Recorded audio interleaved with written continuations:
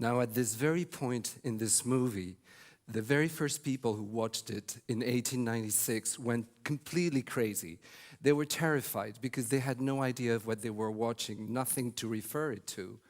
And they mistook these images for reality itself, believing that they were going to be overrun by this train entering the station. Another thing that this little movie did was to establish the very basic principles that would make up the grammar and the vocabulary of what was going to become cinematography, the language of cinema. But it would take 20 years, a whole generation, for filmmakers to consciously use cinematography to make their movies and for the audience to understand them. Now today, when we watch this film, we're not scared. We have learned the language of cinema, and we know that this is a harmless representation of reality and nothing else. But why talk about such old stuff today? It is because we are today in front of transmedia, of our new experiences, just as naive, just as uninformed, unprepared, and filled with old preconceived ideas, as those 19th century people were at the time in front of the first images of a train on a screen. Transmedia is a whole new set of options that we have at our disposal to tell our stories, but in an immersive, interactive, and participatory way, using all kinds of platforms available, online devices, technological tools, but also traditional media, and even very simple, basic, real-life dynamics. Now, there's a big difference between the language of film and the language of transmedia. Film has evolved over the years to become a sophisticated visual language, while transmedia will become a complex behavioral language. Engagement and participation are the very engine of our transmedia stories.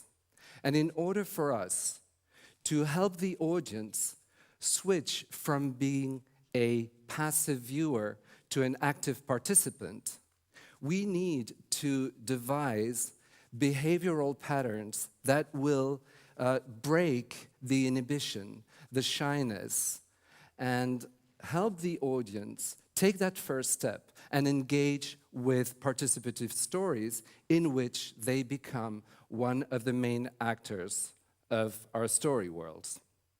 Now today, we can already identify 3 behaviors that have started becoming the structural elements of this language of transmedia in the making. These 3 behaviors are playing, hoaxing, and sharing. Play is really something that defines us as human. It's what makes us social animals. Young people today who are entering society, who are starting to work and play an active role in society, have spent as much time playing video and online games as they have spent learning stuff in schools. As they enter society, they start weaving this gaming culture in the very fabric of society, and as doing so, they transform the very notion of play that we have for us to consider it as an okay thing for adults again. And as we understand progressively that playing is not just a thing for kids only, it starts spreading throughout all aspects of society as a dynamic principle of human interaction. In 1938, when Orson Welles played his radio show, The War of the Worlds, thousands of people took fiction for reality again because they fled their homes in fear that the Martian monsters were coming to get them. Once again, 40 years after our little train on screen, fiction created panic in the real world.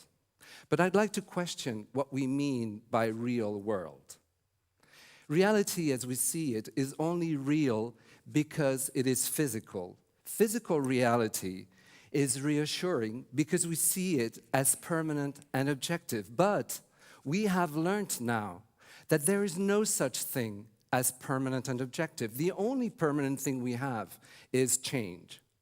And as we learn to navigate more and more fluidly through the virtual worlds that we have started creating through our online presence, through online gaming, through social networking and transmedia storytelling, the physical dimension of reality will start losing its prerogative.